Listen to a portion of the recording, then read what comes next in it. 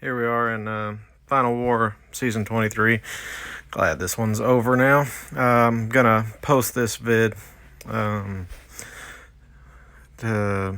sometime tomorrow, and I won't have any stats at the end.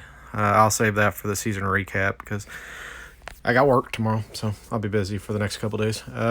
Start off in Path 9 like usual, and then I'm gonna take that tigra, and then the stunning reflection stuff or window of opportunity stuff on Path 9, and then the modok mini.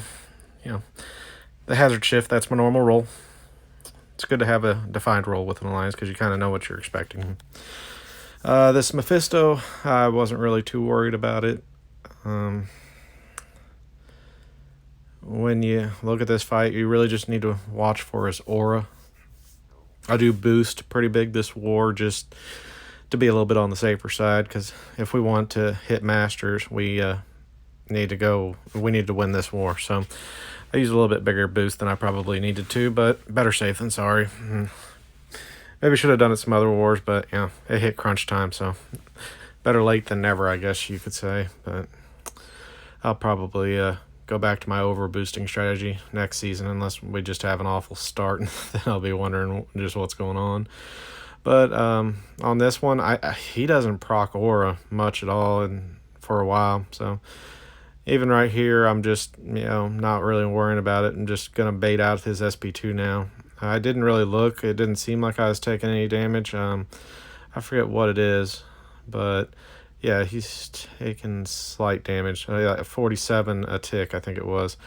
You need a red Hulk at Sig it's either 40 or 60, and with 10 heat charges, he's fully immune to incinerate, or passive incinerate, which really only affects, I think, 2 fights, and that's Mephisto and his aura, and a long shot and his SP2. So if you're ever wondering about that, you do need, I think Sig 40 is fine, and 10 heat charges. And so the Sig level on rulk does matter slightly, but it's in these 2 rather rare cases, so if you just keep them in mind, you're fine.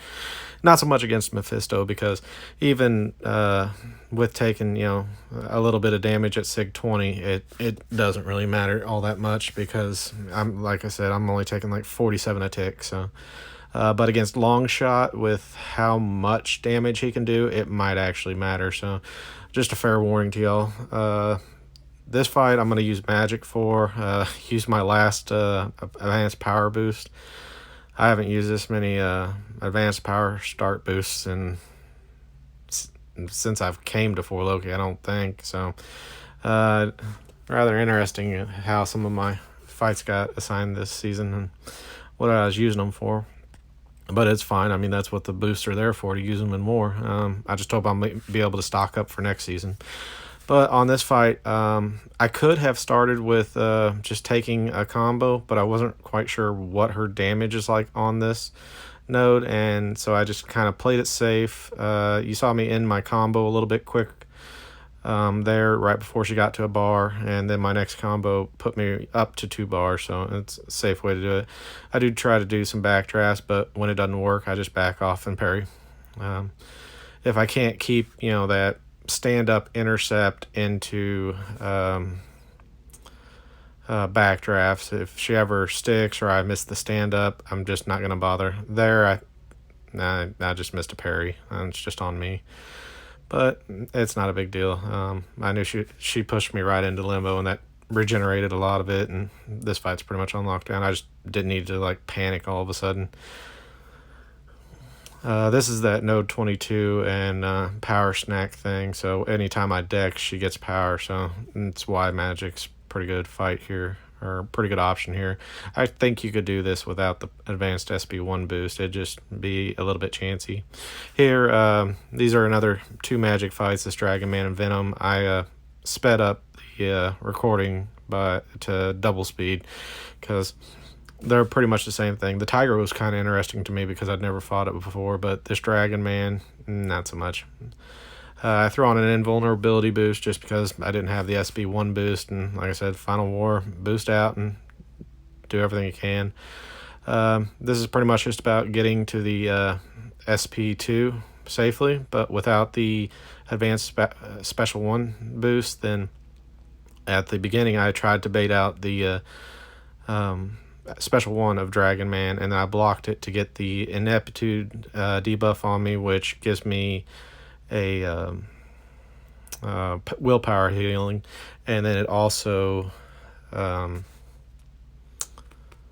takes away his power gain, so it makes it nice and safe. There at the end I kind of slipped up. I tried to go in for one hit, and I guess I hit the special a little bit too quick, so it kind of canceled one out for the other.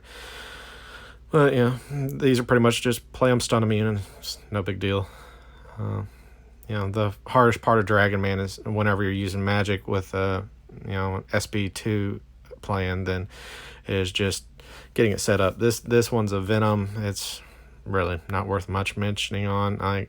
And you'll see me where I trigger the stubborn, and I'll still go back in for combos, is because I'm worrying more about keeping the power lock on and keeping that aspect of the fight down, because these fights are going to be relatively quick, but as long as you keep that power lock on, you've got the tough part of the fight in hand.